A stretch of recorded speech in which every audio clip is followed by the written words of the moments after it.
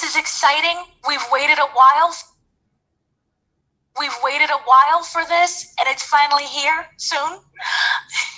Now, your job, you are the supervisor, the VFX supervisor, and from my understanding of everything, you're the main guy in charge of this. So I have to ask, going through the different James Bonds that we've had in terms of the movies all throughout the years, what would you say? What is one of the essential things that is needed in this movie as a VFX specialist or supervisor? Well, I think, filmmaking is a very sort of collaborative process, and none more so than No Time to Die. I mean, all the departments work together to get the director's vision onto the screen. And, the great thing about No Time to Die was just the overarching desire to achieve as much as physically possible in camera. So we went to fantastic locations. Production designer Mark Tilsley built some huge sets. Lee Morrison and his stunt team did some epic stunts, all for real. And the visual effects are just employed really to support these endeavors and to pick up from where, such efforts become impractical for whatever reason, either budgetary or actor availability or risk to principals. So we're just sort of an extension, really, for the other departments. We just sort of pick up the baton and carry it forward. Right. When going through a script and reading it and learning the beats, what is it that is very important that automatically kind of stands out for you? I mean, obviously, as I said, it's a collaborative thing. Right. So, when we're going through the script, we're in conversation with the production department and all the other departments, the stunt team and the production designers, getting their concepts, getting a feel for what they're aiming to achieve practically, and where we might help. And some things obviously do jump out as definitely being us, but others are, we sort of pick up from where as far as they can take things. Wonderful. Now, one of the things that I was wondering, we have to deal with this, there's a lot of special effects with this.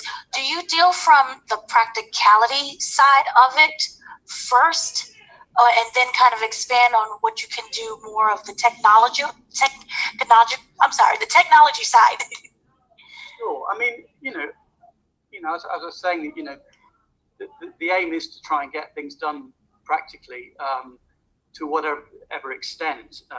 So, practical stunts, real people jumping off really big, tall bridges, and it's down to us to help and support those efforts. So quite a lot of the time, there's a lot of cleanup to do and sets to extend, and making sure that we're getting Kerry's vision onto the screen. Was there a particular kind of moment during the filming process that you were surprised of how practical it ended up being and how it worked? Well, I mean, a lot of it. There's some amazing epic stunts in there, and Mark built some huge sets. And for the car chases, I think we were all pleasantly surprised as to how much punishment the Jaguar Land Rover team's defenders and discoveries, how much punishment they took, and they came through it. And so, yeah, the ambition was there, and they certainly delivered. Can you talk about more of the fun side of things? Was there a particular, I know you talked about the cars, about that. Was there also like a particular stunt that was just really fun to watch and put together? I mean, it's always impressive watching the stunt team performing and doing their business. It's always very awe-inspiring seeing what they can do.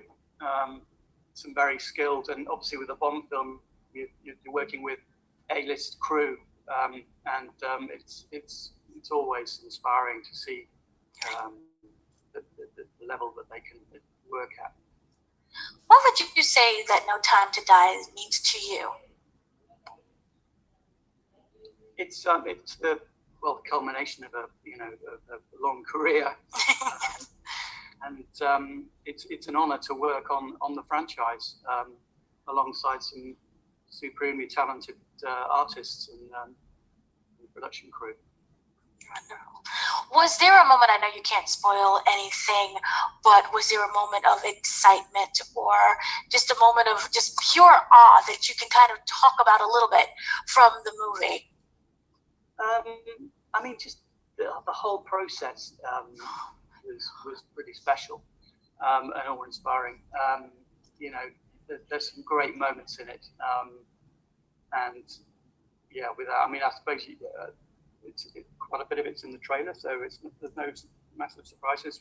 Things like the jumping off, a really tall bridge, medieval bridge over a high gorge, huge stunts. Big car chases, involving multiple vehicles, roaring over pristine Norwegian tundra. I mean, it's all pretty special and exciting to be involved in. Wonderful. I was wondering, how long is the process for the team once you have everything together when it comes to what the ideas to the execution? There's I was on for about 6 weeks pre-production, and then obviously the whole photography up to the end, and then we had a pretty short post schedule, about 16 weeks. But all in all, it's I'd say probably 18 months of involvement. Right. A long drawn out process. And what I love is how there's all these different departments and they come together to create this one vision. What was it like, the communication between all of those departments together? Was it more like you guys would meet for maybe months in advance, like days or maybe in advance, in order to get that streamlined together? Yeah, I mean, we obviously had regular production meetings involving all the departments where we can go through what's coming up and go through each scene, seeing which, who's responsible for what. And then obviously, as well as that, there's obviously sidebar meetings with, one-on-one with various heads of department to just to thrash out the details. You've been a specialist or supervisor for a very long time. You have a very long career with this. What would you say has been your greatest lesson? Wow. I mean, the other great thing about what we do is that you're constantly learning. Every shot's different, every show's different. You're constantly learning things. I think that's what keeps it so exciting. There's no one thing really. It's just a great, constantly evolving process. Okay, so what can you say you've taken from this film that you can apply to other films? I think every show you learn new things. You try new techniques. Obviously, a lot of old stuff. You're building on what's gone before as well, but which is always a good place to start.